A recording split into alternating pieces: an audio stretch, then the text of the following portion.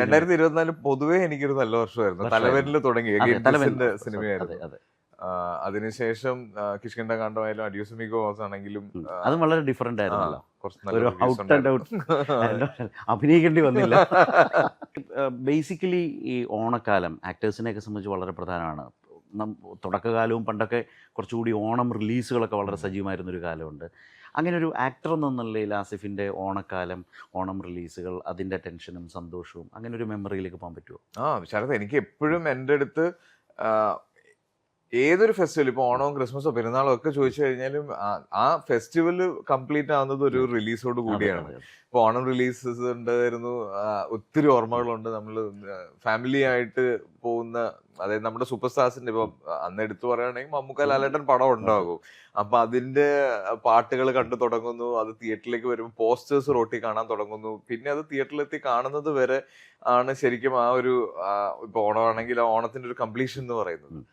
പിന്നെ അതിനുശേഷം ഞാൻ സിനിമയിലേക്ക് വന്നപ്പോ ഫെസ്റ്റിവൽ റിലീസസ് എനിക്ക് കിട്ടാൻ തുടങ്ങി. ഇപ്പൊ എടുത്തു പറയേണ്ട ഒരു വലിയൊരു ബ്ലെസ്സിംഗ് എന്ന് പറഞ്ഞാൽ കിഷ്കിന്ധകാണ്ഡം റിലീസ് ആയത് ഒരു ഓണത്തിനായിരുന്നു. അത് ഇപ്പൊ എന്നോട് ഏതായിരിക്കും ഫേവറേറ്റ് ഓണത്തിന് ചോദിച്ചാൽ ഓഫ്കോഴ്സ് അത് 2024 അല്ലേ?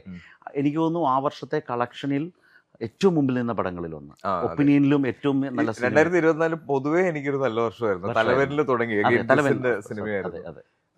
അതിനുശേഷം കിഷ്കിന്ധകാണ്ഡമായാലും അഡ്യൂസ് ആണെങ്കിലും അതും വളരെ ഡിഫറെന്റ് ആയിരുന്നല്ലോ. ഒരു ഔട്ട് ആൻഡ് ഔട്ട് അഭിനയിക്കേണ്ടി വന്നില്ല. കെട്ടിയോളാണെന്റെ മാലക്കയുടെ സ്ക്രിപ്റ്റ് റൈറ്ററാണ് അജി പീറ്റർ തങ്കം എന്ന് പറഞ്ഞിട്ട്. തങ്കത്തിന്റെ ഒരു പ്രത്യേകത അതെന്ന് പറഞ്ഞാൽ റിയൽ ലൈഫ് ക്യാരക്ടേഴ്സ് ആണ്. തങ്കം നേരിട്ട് കണ്ടിട്ടുള്ള ക്യാരക്ടേഴ്സ് ആണ്. അപ്പൊ അതിന് കുറെ കൂടെ ഒറിജിനാലിറ്റി ഉണ്ടാവും. നമുക്ക് പറഞ്ഞു തരുമ്പോഴും നമ്മൾ പെർഫോം ചെയ്യുന്ന സമയത്തും അതിന് എങ്ങനെയൊക്കെ ഫൈൻ ട്യൂൺ ചെയ്യണം എന്നുള്ളൊരു ക്ലാരിറ്റി ഉണ്ടാവും. അപ്പൊ അത് ഈ രണ്ട് ക്യാരക്ടേഴ്സും തങ്കം എനിക്ക് തന്ന ഒരു ഭയങ്കര ബ്ലെസ്സിംഗ് ആണ്. അത് ആ ദിവസം, ആ വർഷങ്ങളിലെ പ്രധാനപ്പെട്ട സിനിമകളിലേക്ക് നമ്മളൊന്ന് വേഗത്തിൽ അറിയാതെ സംസാരിച്ചു പോയി. അതുകൊണ്ട് തന്നെ ഒരു ചോദ്യം, ഇപ്പം പണ്ടൊക്കെ മമ്മൂക്കയാവട്ടെ ലാലേട്ടനാവട്ടെ ഏറ്റവും നല്ല ആ ആക്ടേഴ്സൊക്കെ പറയാറുണ്ട്, അവർ ജീവിതത്തിൽ നിന്ന് നല്ല ആളുകളെ കണ്ട് ഒബ്സർവ് ചെയ്തൊക്കെ ക്യാരക്ടേഴ്സിനെ മോൾഡ് ചെയ്യുന്നു നമ്മൾ കേട്ടിട്ടുണ്ട്. നമ്മുടെ ഈ ജനറേഷന് അല്ലെങ്കിൽ ഇപ്പോഴത്തെ ആക്ടേഴ്സിന് അതിനുള്ള അവസരങ്ങൾ അത്രയ്ക്ക് കിട്ടുന്നുണ്ടോ? നിങ്ങൾ ഈ ക്യാരക്ടേഴ്സിന് ഇപ്പോൾ ഈ പറഞ്ഞതുകൊണ്ടാണ്, എങ്ങനെ മോൾഡ് ചെയ്യുന്നു, എങ്ങനെയാണത്? ഏതെങ്കിലും ഒരു ക്യാരക്ടർ ഉദാഹരണം വെച്ച് പറയാമോ?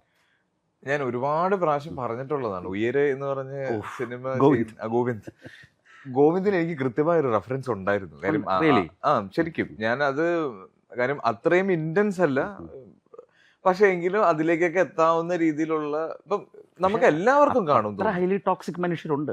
ഉണ്ട്, ഡെഫിനറ്റ് അല്ലേ. നമുക്ക് എല്ലാവർക്കും ഒരാൾ ഓർമ്മ വരും അത് പറയുമ്പോൾ. എന്റെ ഹോസ്റ്റലിൽ ഉണ്ടായിരുന്ന എന്റെ ഒരു സുഹൃത്തിനെ ആയിരുന്നു എനിക്ക് റെഫറൻസ് എന്ന് പറഞ്ഞാൽ ആക്ടിവിറ്റീസ് അല്ല, അങ്ങനെ അയാളുടെ തോട്ട് പ്രോസസ്. കാര്യം എനിക്ക് ഈ സിനിമ എന്റെ അടുത്ത് ബോബി ചേട്ടൻ പറയുന്ന, സഞ്ജു ചേട്ടൻ എന്റെ അടുത്ത് പറയുന്ന സമയത്ത് എനിക്ക് കണക്ട് ആവാൻ, അല്ലെങ്കിൽ ഈ സിനിമ ചെയ്യാൻ പറ്റും, അതാണ് അങ്ങനെ. അപ്പൊ അങ്ങനെയുള്ള കണക്ഷൻസ് അഗെയിൻ കെട്ടിയോളാണ് എന്റെ മാലാക ചെയ്യുന്ന സമയത്ത് ഞാൻ പറഞ്ഞില്ലേ, തങ്കം കൊണ്ട് തന്ന സ്ലീവാച്ച് എന്ന് പറഞ്ഞ ക്യാരക്ടറിന്റെ റെഫറൻസസ് ഭയങ്കരമായിരുന്നു. ഞാൻ ഒരു തൊടുപുഴക്കാരനാണ്, ഒരു ഇടുക്കിക്കാരനാണ്, എങ്കിലും എനിക്ക് അത്രയും മാനറിസംസ് ഇല്ല. പക്ഷെ തങ്കം ഇരുന്ന് ഇങ്ങനെ ഓരോ റെഫറൻസ് പറഞ്ഞ്, ഇപ്പൊ ഒരു ആളെ നേരിട്ട് കാണിച്ചു തന്നില്ലെങ്കിൽ പോലും അയാൾ എന്താണ്, എങ്ങനെയാണ് ചിന്തിക്കുന്നതെന്നും പെരുമാറുന്നതെന്നും തങ്കം കൃത്യമായിട്ട് എനിക്ക് പറഞ്ഞു തന്നിട്ടുണ്ട്.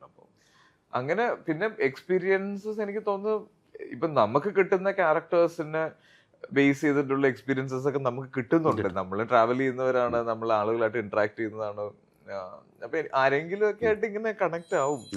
അതൊരു പ്രത്യേകത. കാരണം പണ്ട് കാലത്തൊക്കെ നമ്മൾ എപ്പോഴും കേൾക്കുന്ന ഒരു കാര്യം അതായിരുന്നു, റിയൽ ലൈഫിൽ കണ്ടെത്തുന്നവരെ, ഒബ്സർവ് ചെയ്യുന്നവരെയൊക്കെ ആക്ടേഴ്സ് അവരുടെ കഥാപാത്രത്തിലേക്ക് മാറ്റുന്നു എന്ന് പറയുന്നത് നമ്മളൊക്കെ ഒരുപാട് കേട്ട ഒരു. അപ്പോൾ ഈ കാലത്ത് നമ്മൾ ആലോചിക്കുമ്പോൾ സാധ്യതകൾ കുറയുന്നുണ്ട്. പക്ഷെ നിങ്ങൾക്കൊക്കെ അതെങ്ങനെ സംഭവിക്കുന്നു എന്നറിയാനുള്ളൊരു ഒരു കൗതുകം കൊണ്ടാണ് ഞാനത് പ്രത്യേകമായി ചോദിച്ചത്.